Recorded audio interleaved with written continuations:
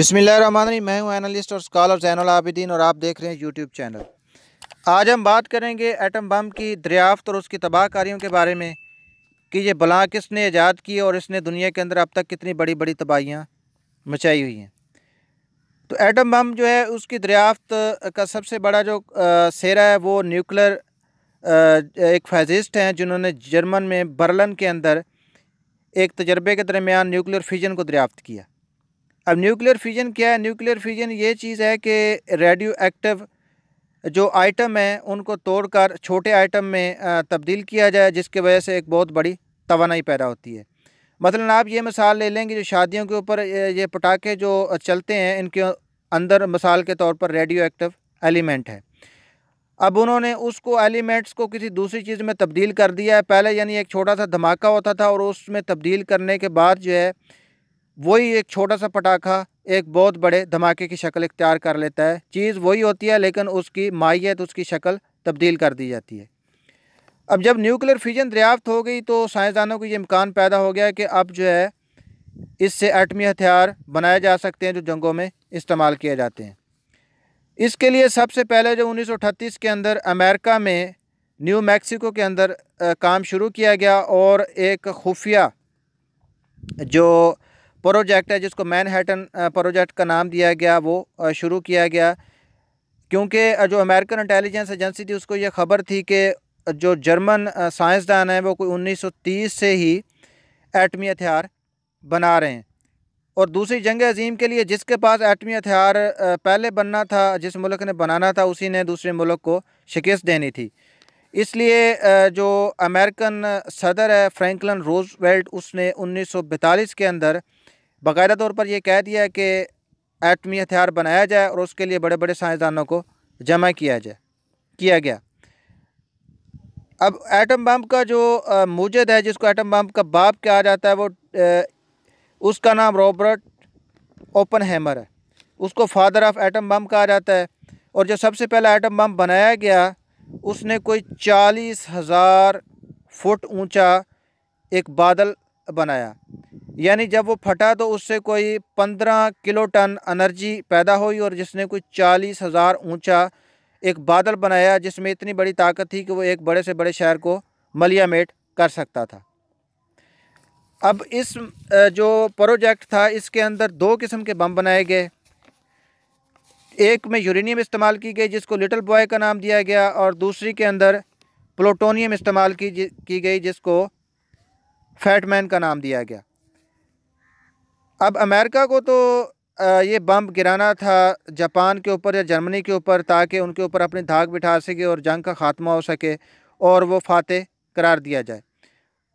तो अमेरिका ने सबसे पहले ये काम किया कि उसने हिरोशिमा के ऊपर 1945 में अपने एक जहाज़ B-29 जिसको एनोला गे का नाम दिया गया, उसके ऊपर जो यूरेनियम से बना हुआ बम था लिटिल बॉय रख कर भेजा।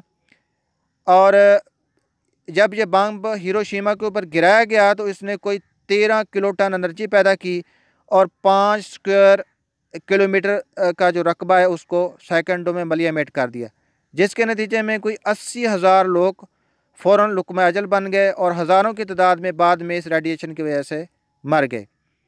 लेकिन जापान ने हार नहीं मानी, जर्मनी ने हार नहीं मानी, जिसकी वजह से 3 दिन के बाद अमेरिका ने फिर दूसरा हमला किया और एक बम नागासाकी के ऊपर गिराया जो प्लूटोनियम से बना हुआ था। यानी पहला यूरेनियम से बना हुआ था और दूसरा प्लूटोनियम से बना हुआ था जिसको फैट मैन का नाम दिया गया।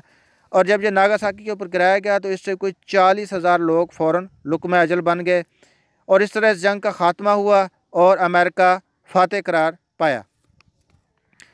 अब ये तो वहाँ तक हो गया कि अमेरिका ने ये बम कैसे बनाया और इसकी दौड़ कैसे शुरू हुई और उसने कैसे तबाही की। अब आज के बमों के मुकाबले में वो बम तो पटाखे थे। उसके बाद ये न्यूक्लियर वेपन्स को रोकने के लिए एक बहुत बड़ा मुआहदा किया गया जिसको NPT का नाम दिया गया। अब बहुत सारे मुल्कों ने इस पर दस्तखत किए लेकिन चंद ममालिक ने इस पर दस्तखत नहीं किए, जिनमें इंडिया भी शामिल था। और इंडिया में 1974 के अंदर अपना जो एटमी हथियार है वो टेस्ट किया, जिसके नतीजे में अमेरिका ने उसके ऊपर बहुत बड़ी बड़ी पाबंदियाँ लगाईं। अब इस NPT के ऊपर पाकिस्तान, इसराइल और साउथ सूडान ने भी दस्तखत नहीं किए और पाकिस्तान ने भी अपना न्यूक्लियर हथियार बना लिया था और उसको टेस्ट करके भी दुनिया को दिखाया। उसके बाद इसराइल के पास तो ये हथियार बहुत बड़ी तादाद में मौजूद है, लेकिन उसने कभी दुनिया को शो नहीं किया। और साउथ सूडान जो है वो इसमें कोई दिलचस्पी नहीं लेता। लेकिन जो नॉर्थ कोरिया है उसने भी इस NPT के ऊपर दस्तखत किए थे, लेकिन 2003 के दरमियान उसने ये कहा कि मैं ये दस्तखत मुआहिदा ख़त्म करता हूँ, और 2006 के अंदर उसने न्यूक्लियर वेपन्स का बहुत बड़ा तजर्बा दुनिया के सामने कर दिया, और जिसकी वजह से बहुत सारे ममालिक ने उसके ऊपर पाबंदियाँ लगाई।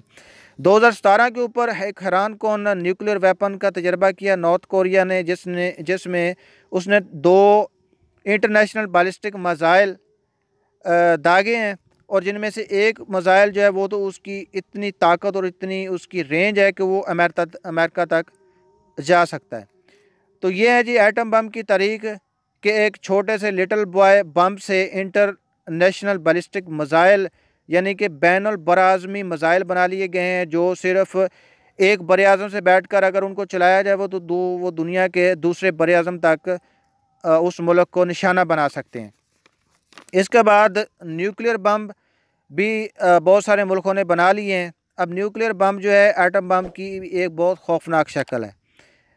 तो देखते हैं कि आने वाले दिनों में ये हथियार कौन मुल्क किसके ख़िलाफ़ इस्तेमाल करता है। अगर ये हथियार किसी ने किसी के ख़िलाफ़ इस्तेमाल किए तो ये तीसरी आलमी जंग, आखिरी आलमी जंग होगी, जिसमें पूरी दुनिया तबाह हो जाएगी। तो मिलते हैं इंशाल्लाह अगली वीडियो में। जिसने मेरे चैनल को सब्सक्राइब नहीं किया सब्सक्राइब करें। अल्लाह हाफिज़।